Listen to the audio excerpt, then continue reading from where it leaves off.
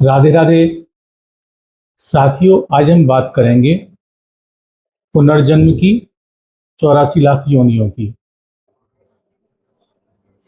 जैसा कि हम सभी जानते हैं, हमने बार बार सुना है कि मनुष्य जन्म बहुत दुर्लभ है, 84 लाख योनियों के बाद मिलता है।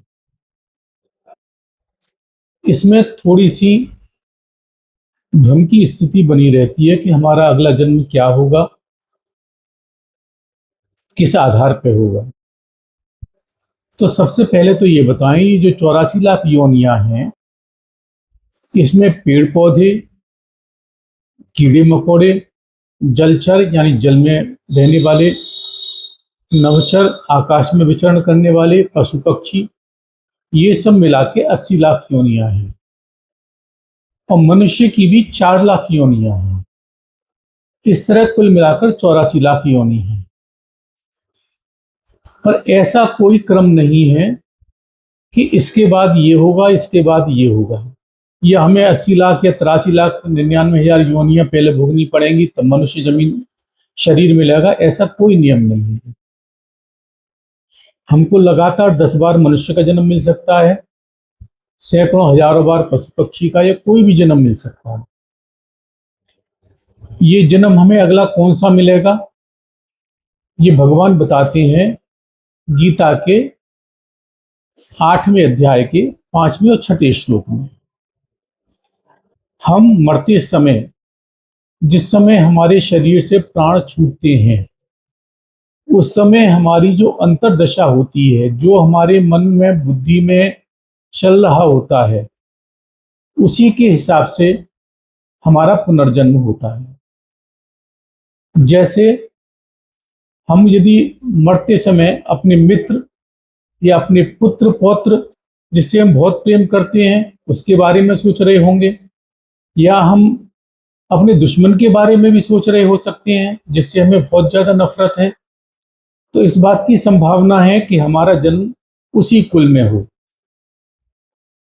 तो ये जिस समय प्राण निकलते हैं, ठीक उस समय जो हमारे अंतर मन की स्थिति होगी, उसी हिसाब से हमको पुनर्जन्म मिलेगा। जिस प्रकार जब हमारा फोटो खिंचता है, तो कई बार ऐसा होता है कि हम सही तरह से देख रहे होते हैं, लेकिन फोटो में हमारी आंखें बंद आ जाती हैं। ये ऐसा इसलिए होता है कि जिस समय सामने फ्लैश चलती है, तो फ्लैश की वजह से हमारी आंखें बंद हो जाती हैं, और चूंकि उस समय फोटो खींचा हमारी आंखें बंद थी, तो हमारा फोटो आंखें बंद होकर आ जाता है। इसी तरह जो हमारे अंतर्मन में दृढ़ता के साथ स्थापित होता है, हमारी आदत का हिस्सा बन चुका होता है, वही हम अंतःकरण से मरते समय सोच रहे होते हैं, तो हमारा पुनर्जन्म, उसका मिलना निश्चित हो जाता है। अब भगवान की प्राप्ति कैसे हो? अब हम कभी किसी से कहें, संत महात्मा हमसे कहते हैं कि खाते में भी प्रभु के बारे में सोचो, चलते में भी प्रभु के बारे में सोचो, काम करते में प्रभु के बारे में सोचो, तो हमें वो बड़ा गलत सा लगता है कि ऐसा कैसे हो सकता है, हम इस समय खाना खा रहे हैं, भगवान के बारे में कैसे सोचें। ऐसा नहीं है, दोनों काम साथ साथ होती हैं। जब हम किसी से बहुत प्रेम करते हैं, जैसे माता होती है, उसका 1 साल 6 महीने का शिशु होता है, वो सारे काम करती है, सोती है, जगती है, सारे काम करती है, लेकिन अपने बच्चे का स्मरण एक क्षण के लिए भी वो सोच छोड़ नहीं पाती है।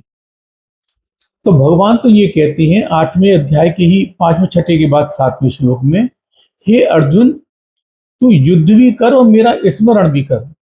अब सोचो, जब युद्ध के समय भगवान स्मरण करने के लिए आज्ञा कर रहे हैं, तो हमारे लौकिक कार्य जो खाने पीने के कार्य हैं, उस समय भगवान का स्मरण क्यों नहीं कर सकते?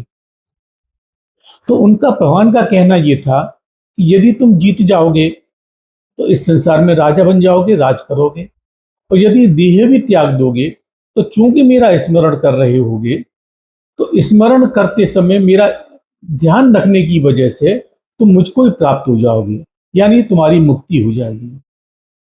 तो पुनर्जन्म के समय हमें कोई भी जन्म कितनी बार मिल सकता है, तो इस बात जो हम हर समय चिंता करते रहते हैं, जिसके बारे में विचार करते रहते हैं, इस बात की संभावना बहुत बढ़ जाती है कि मरते समय हमें वही ध्यान रहे, वही हमारे ध्यान में आए और हमें उसी हिसाब से जन्म मिले या मुक्ति मिले। इसीलिए हम सब संत हमारे 24 घंटे प्रभु के नाम स्मरण की आज्ञा करते हैं। राधे राधे। यदि ये अंक आपको अच्छा लगा हो तो इसको लाइक करें, शेयर करें और सब्सक्राइब करें, और यदि कोई सलाह देना चाहें तो कमेंट बॉक्स में दें।